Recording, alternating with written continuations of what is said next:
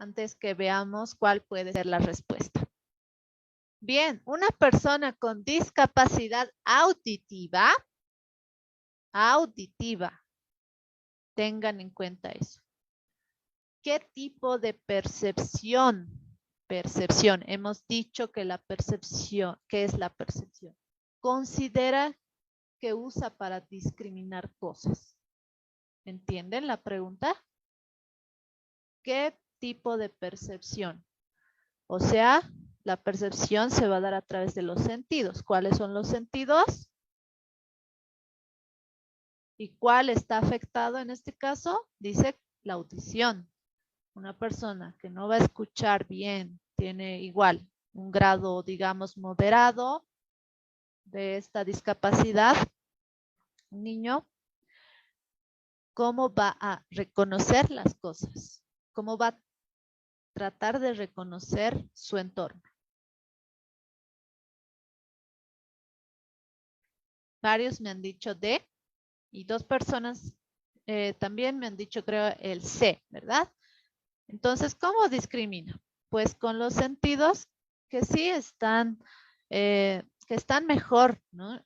Que pueden estar mejor en esta persona, incluso cuando no tienen tal vez tienen una afectación en uno de los sentidos.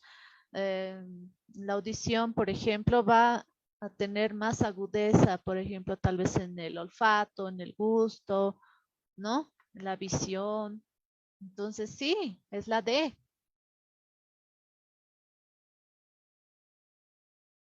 Es la D, ¿no? Porque ambos A y B son correctos. Siguiente.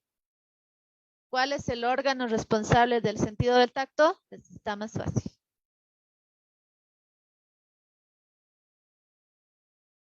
La piel, el músculo. ¿Cuál? La piel. La piel. Muy bien. La piel, ¿verdad? Excelente.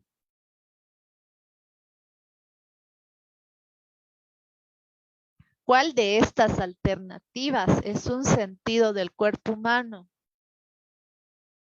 La vista, el ojo, la visión o el globo ocular. La vista. Es la vista. ¿Ya? ¿Alguien más? Inciso A, la vista. Inciso A, la vista. Inciso A. A ver, aquí dice Mari. ¿La visión o la vista?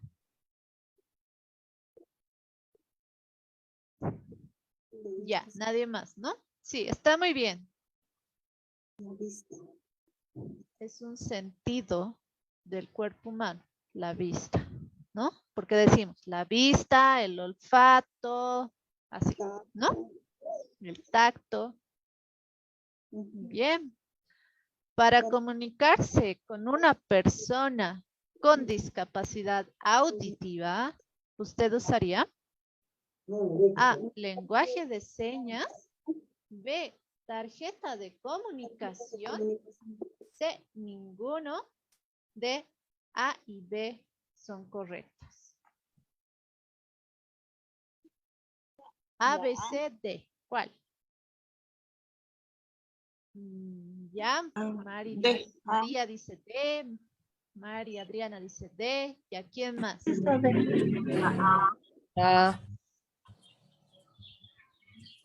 Es el inciso de A y B.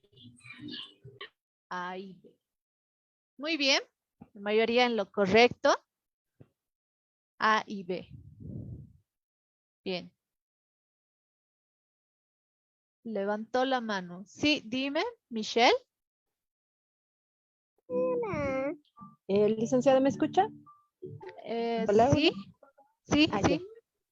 Una pregunta.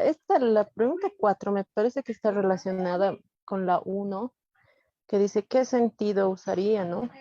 Y en el caso de la discapacidad auditiva se usa lenguaje de señas y tarjetas, ¿no? Entonces la respuesta en la 1 me parece que tendría que ser el sentido de la vista, porque es el principal sentido que va a usar una persona que no escucha. Entonces, O para mí sea, la respuesta sería C, ¿no? ¿En cuál? ¿En el anterior que hemos hecho? La pregunta 1, sí. A ver, Hemos puesto espérame. como respuesta que el sentido del olfato y el gusto, Sí, pero me parece que una persona sorda no va a ir olfateando, ¿no? Todas las cosas para discriminarlas. claro, pero es que acá no dice que cuál tipo de percepción principalmente usaría, ¿no? Solo dice qué tipo de percepción considera que usa. Y si estuviera aquí, por ejemplo, sentido de la vista, escogería solo ese, ¿no? Si dice principalmente usa, ahí estaría la clave, ¿no? En la pregunta. Para Bueno, que gracias. podamos darnos cuenta a qué se refiere. Entonces, aquí solamente está dándote opciones sin especificar, por ejemplo, ¿no? Si dijera una persona con discapacidad auditiva, ¿qué tipo de percepción principalmente, fundamentalmente usaría para discriminar las cosas? Ujú. Así, a eso me refiero. No sé si me entiendes. Y sí, está bien, licenciado. Entiendo. Bien. Gracias por participar. Bien, entonces ya estábamos en el 4, que es correcto lo que me dijeron. Muy bien. Ambos, ¿no? Ok, vamos a entrar a la discapacidad intelectual. Vamos a ver entre lo que es, bueno, qué es, los factores o causas y cómo se podría presentar, ¿no? Entonces, ¿qué es la discapacidad intelectual? La discapacidad intelectual, ¿cómo se va a caracterizar? Según la definición provista por la Asociación Americana de Discapacidades Intelectuales o del Desarrollo, vamos a definir el término como un estado individual que se caracteriza por presentar limitaciones significativas en el funcionamiento intelectual y en la conducta adaptativa y por ser originada antes de los 18 años, donde presentan severas limitaciones y deficiencias en el funcionamiento intelectual, teniendo problemas en el razonamiento, la planificación, la resolución de problemas y el aprendizaje, ¿no? O el aprendizaje también. Entonces, podemos decir en que este tipo de, bueno, las personas con discapacidad intelectual es aquella o son aquellas en las que confluyen un funcionamiento intelectual inferior a la media y limitaciones significativas en el área de la vida, como en el lenguaje, la movilidad, el aprendizaje, el autocuidado, las relaciones sociales y la vida independiente. Y bueno, continuamos. Entonces, aquí tenemos una característica en común de estas definiciones que estamos hablando que se va a caracterizar por un funcionamiento intelectual que va a ser significativamente inferior al promedio, ¿no? A eso apunta, a eso se refiere principalmente. Entonces, vamos a pasar a cómo se originan los factores que podrían producir. Algunas discapacidades intelectuales se originan antes de que nazca el bebé, otras durante el parto, otras por alguna enfermedad o daño sobrevenido durante la infancia. Las causas van a ser variadas y la discapacidad acompañará a la persona durante toda su vida. En función de su causa existen diferentes tipos de discapacidad intelectual. Entonces, entre algunas causas, como hemos dicho, son variadas, pueden estar relacionadas a factores ambientales, genéticos, metabólicos o congénitos, y que se van a presentar durante la concepción, el embarazo o el nacimiento o después de este incluso. En la concepción, como dice acá, pueden ser trastornos hereditarios o anomalías cromosómicas, como igual ya deben estar pensando ahí de cuáles se podría tratar, ¿no? Algunas anomalías cromosómicas. En el embarazo, el consumo de alcohol durante el embarazo y algunos fármacos. La exposición a sustancias tóxicas, el desarrollo anómalo del cerebro, infecciones por VIH, virus de herpes simple, Zika, etcétera, ¿no? La preeclampsia, la malnutrición de la madre. En el nacimiento podría ser la falta de oxígeno del bebé, la prematuridad extrema, y después del nacimiento ya podría ser un traumatismo craneal grave, déficit en la nutrición del niño, exposición a venenos, infecciones al encéfalo, tumores cerebrales, el grave abandono emocional, maltrato psicológico, verbal o físico. Entonces, entre algunas características principales podemos encontrar estas, ¿no? Y como ven, en diferentes momentos podrían darse. No hay algo específico que nos diga, ah, es por esto. No. Entonces, aquí como vemos es muy importante considerar aquí el factor prenatal, ¿no? Una serie de anomalías cromosómicas, trastornos metabólicos y neurológicos que podrían ser de origen genético. Estos podrían causar, ¿no? La discapacidad intelectual. Luego algo que es igual más adelante está, que es el síndrome fetal, ¿no? Que se da por el síndrome de alcoholismo, alcohólico fetal, es decir, que bueno, se da por estas cuestiones del consumo de sustancias como drogas, alcohol, que van a afectar gravemente al desarrollo del bebé. Bien.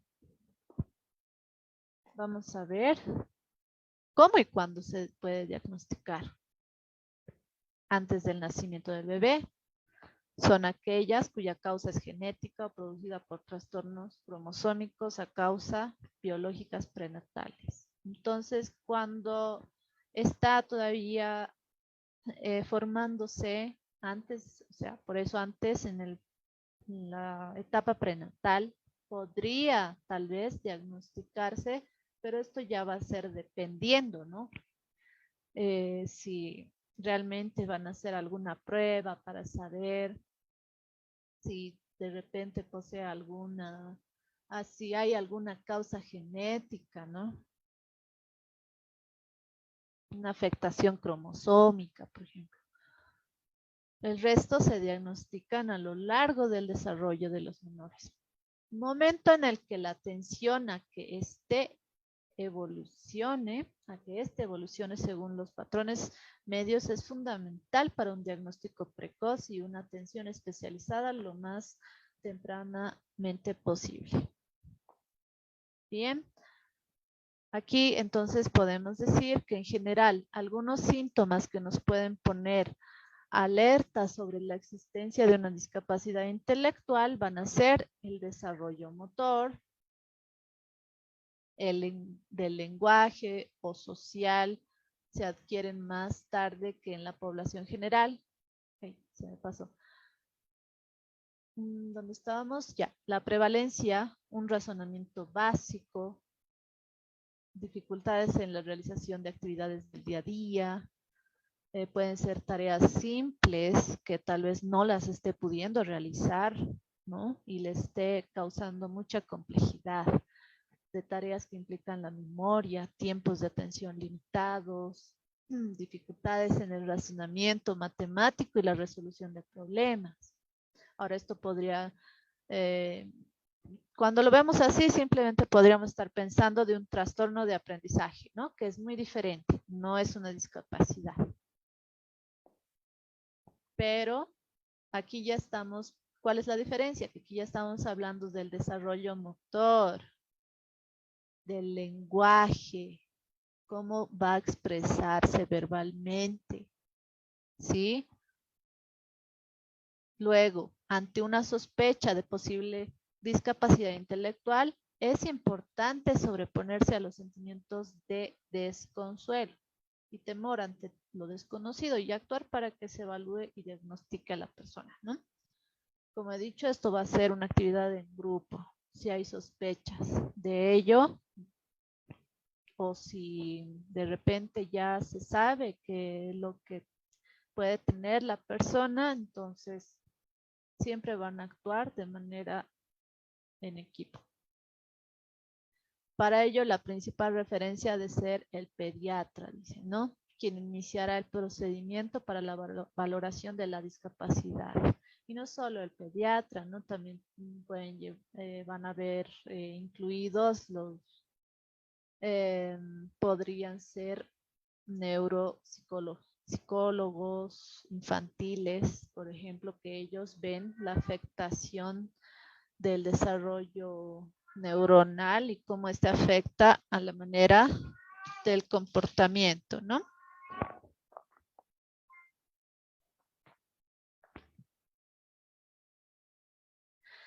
Bien, en la red de entidades y centros de atención a personas con discapacidad, también puedo orientarte sobre el procedimiento, ¿no? Bien, pasamos. Aquí tenemos ya algo en resumen, más o menos lo que hemos visto. Una persona en situación de discapacidad intelectual puede presentar dificultad para captar, procesar y dominar tareas e información que a su vez puede evidenciarse en su comportamiento. ¿Ven? Como les dije, un neuropsicólogo infantil puede ver esas partes. Los problemas del neurodesarrollo o trastornos del neurodesarrollo que se pueden evidenciar en su comportamiento, junto a la realización obviamente de otras pruebas, ¿no? Médicas. Bueno, en el aspecto emocional, social, se observa desinterés, disminución o dificultad, también para hacer, por ejemplo, amistades, y aquí mismo dice dificultad en la atención y concentración. Eso sería en su forma de aprendizaje, ¿no? Pero también afecta